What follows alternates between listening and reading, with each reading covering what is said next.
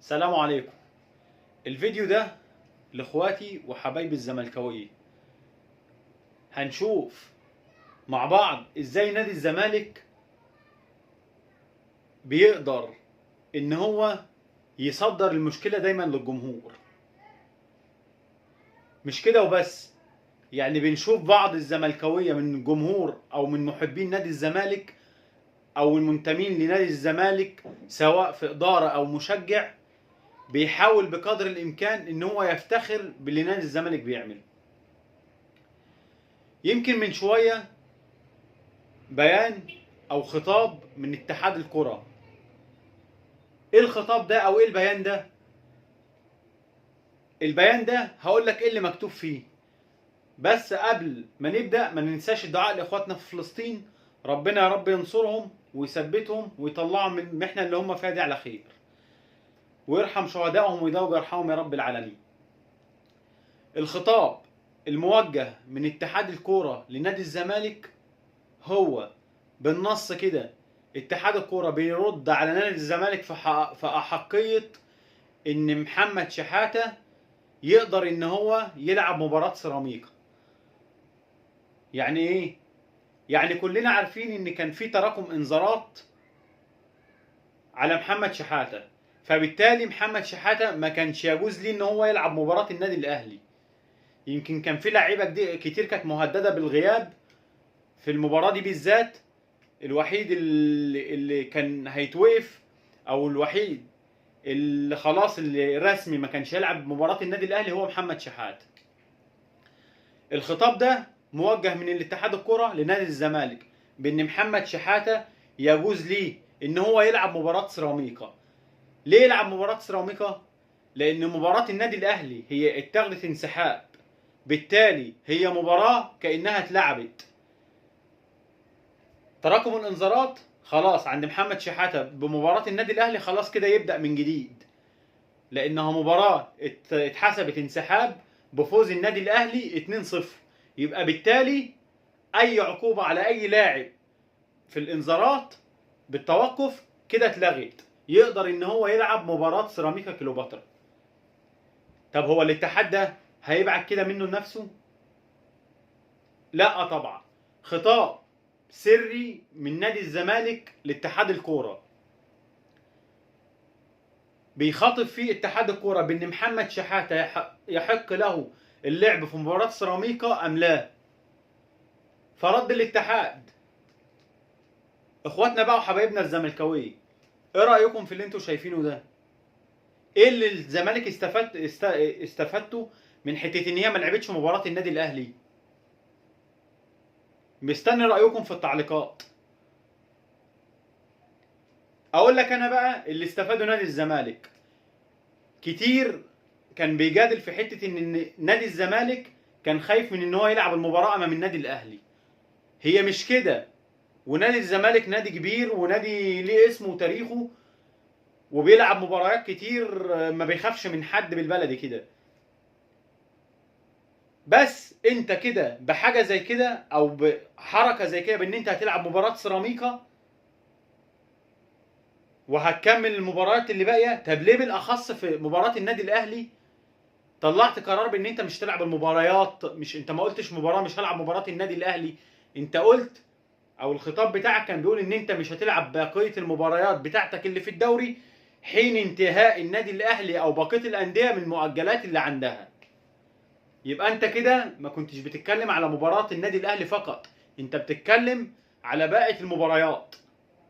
فبالتالي انت لما تلعب مباراه سيراميكا كليوباترا يبقى انت كده ما عملتش حاجه، انت كده صدرت مشكله للجمهور، خليت الجمهور فعلا يتعاطف معاك ويشوف ان انت رئيس نادي صالح او رئيس نادي جامد. وعندي تعليق على حته الجامد بتاع كابتن سيد عبد الحفيظ، بس خلينا نكمل اللي احنا بنقوله. بان انت مش هتلعب عشان انت مظلوم او انت المنافس بتاعك، مع ان اللي المفروض كان قدم الطلب ده بيراميدز اللي بينافس مع النادي الاهلي على المركز الاول والثاني. انت كزمالك في المركز التاسع من ال11 للتاسع، فبالتالي ما كانش ليك الاحقيه في حته ان انت يبقى انت كده صدرت مشكله للجمهور مع الجمهور المنافس بتاعها. صدرت مشكله لنفسك ان انت بتخدع الجمهور.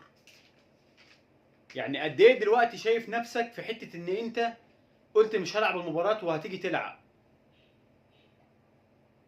يمكن كابتن خالد الغندور ليه تصريح امبارح وهو بيقول لك مطالب الزمالك توافق عليها. ايه هي مطالب الزمالك؟ الاهلي لعب مباراته المؤجله؟ لا. خدت وعد بان انا رئيس لجنه المسابقات هيمشي ورئيس لجنه التحكيم هيمشي. بس كده؟ هو ده اللي انت خدته شفوه كده بالبق؟ ولا دي حجه عشان تلعب المباراه اللي باقيه او المباراه اللي جايه؟ رجاء من مسؤولي نادي الزمالك، انتوا بتتعاملوا مع نادي كبير مش بس في مصر، نادي كبير على مستوى افريقيا، فكونوا حذرين في حته اتخاذات القرارات. بنشوف النادي الاهلي لما بياخد قرار زي كده ما بيرجعش في القرار ده غير لما بينفذ اللي هو عايزه.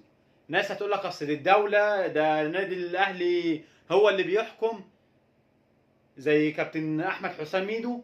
يعني يمكن كابتن احمد حسام ميدو طلع قال لك نادي الزمالك وهو برجل واحده اخر سنتين واخد 80% من البطولات. فين البطولات دي؟ انا ما اعرفش. يعني 80% من البطولات في جميع الالعاب اخر سنتين، اللي هو اصلا يعني النادي الزمالك السنه اللي احنا فيها دي ما خدش بطولات كتير غير على ما اعتقد سيدات الطايره. ده بالنسبه لنادي الزمالك. السنه اللي فاتت برضو كان في اخفاق في حته انهم البطولات مش عارفين يحققوها، فبالتالي ما اعرفش جاب منين حته 80% من البطولات دي. يعني كل واحد ليه تصريحه. انت باصص النادي الاهلي الدوله بتخدمه ولا الحكام بتخدمه؟